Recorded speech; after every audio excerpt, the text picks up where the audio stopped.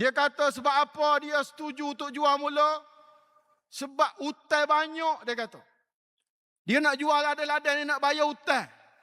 Dia kamak kita tak cerdik. Kita cek dah hutang tu hutang dengan siapa.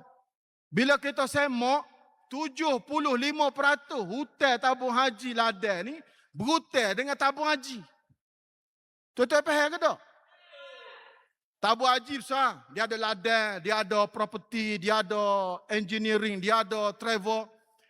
Jadi tabung haji ladang nak nego berhutang dengan tabung haji. Anak berhutang dengan pak. Banyak anak? 1.2 bilion.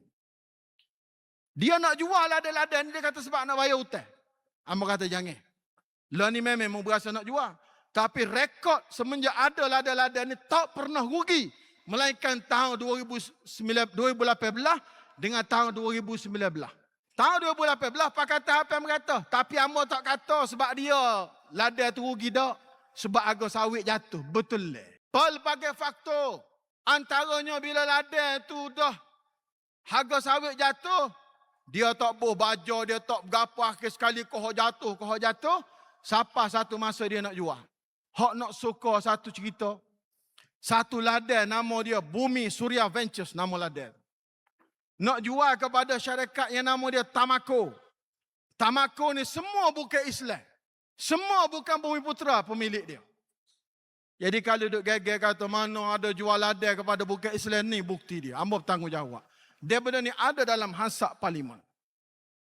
Dan dia sendiri, Menteri Agama tu hadir.